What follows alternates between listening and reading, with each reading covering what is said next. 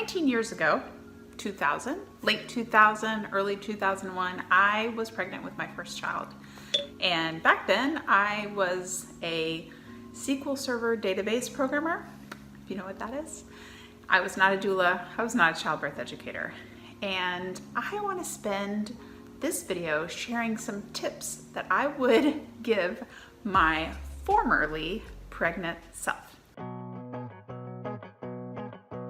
Okay, so I got 11 tips that I want to share with my pregnant self of the past. Number one, put some thought, some care, some research into a decision on who you're going to go to catch your baby, to deliver your baby.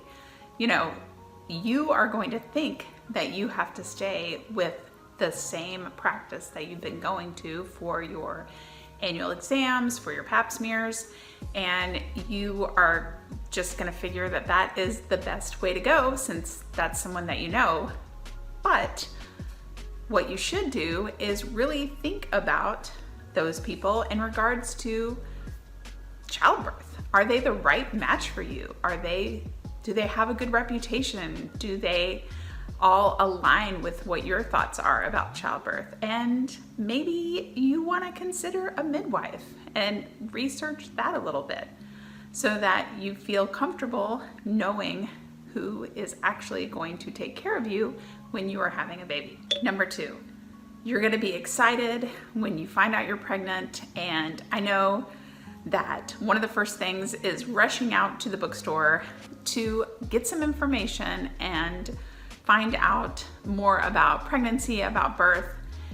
You're going to buy the book that everyone buys. And my advice is not to do that. So, you know, take a few minutes when you're at the bookstore and check out all the titles. Check out the different variety of books. Spend some time reading the back. Spend some time reading the titles of the books or the chapters and see if they seem like it might be a good match.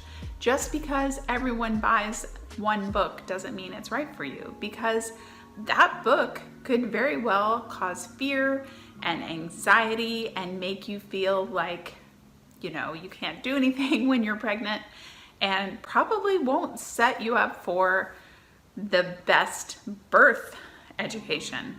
So take a moment, check it out. There might be other books for sure that you might want to check out. The third tip for my formerly pregnant self is to, again, give some thought and research into the childbirth class that you sign up for.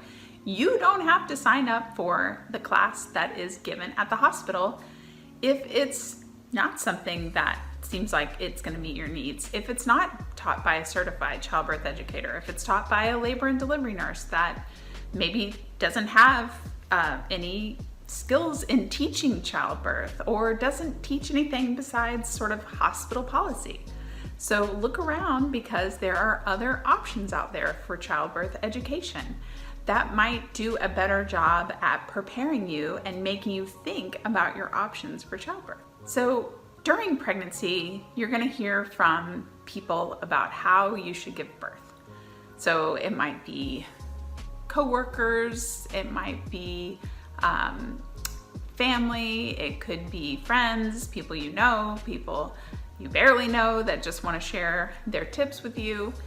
Don't let other people's suggestions cloud your thoughts and preferences. Don't let your ideas about childbirth just be squashed. So when you're exposed to other ideas that make you think, that make you consider other options, go with that.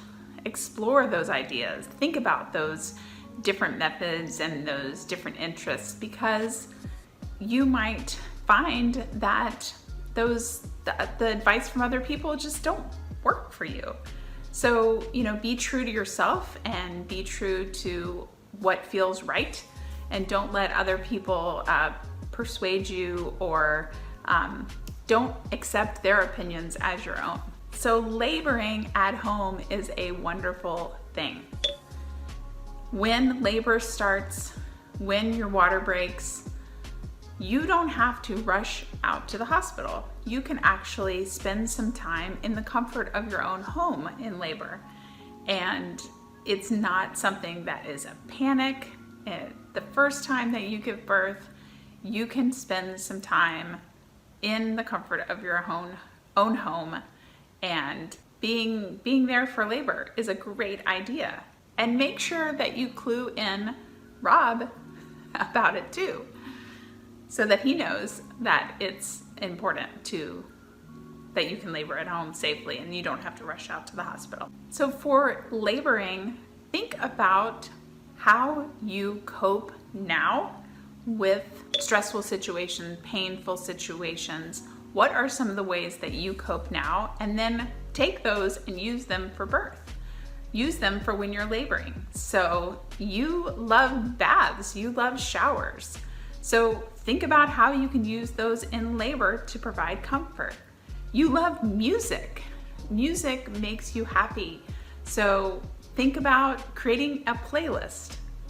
As soon as I said playlist, I remembered that I'm talking to my formerly pregnant self who was pregnant in 2001.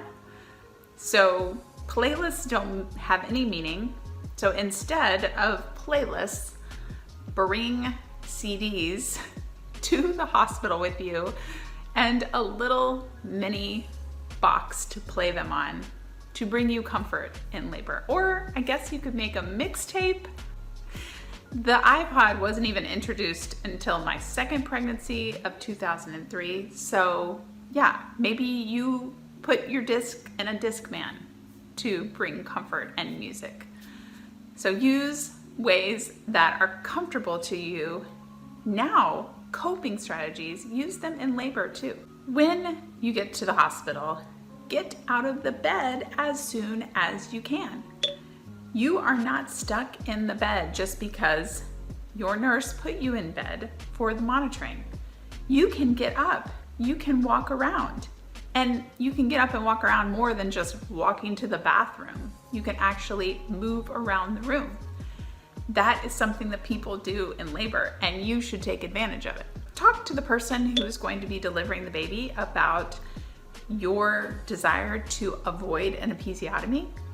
And back to tip number 1, look at things like evidence-based practice and whether the person that is going to be catching your baby is following evidence-based practice. So buy some adult diapers. I mean, what a great hack. Have these on hand for when your water breaks at home so that you're not getting a towel and waddling around the house with the towel between your legs. You can just throw on an adult diaper, and then when you are postpartum and you are dealing with mesh underwear and a pad that's sliding around, you're gonna be so happy when you can just put on an adult diaper. That is an amazing hack. Okay, so your stomach, your uterus is not going to shrink immediately after you have your baby.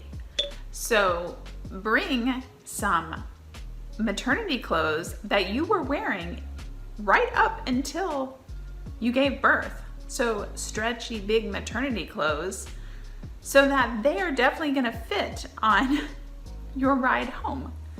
Don't bring clothes that fit at month 5 thinking that they are gonna fit after you have your baby. Be safe. Bring big giant clothes for you to go home with that are comfortable. Finally, former self, one last tip that might be the most important one, and that is hire a doula. Duh.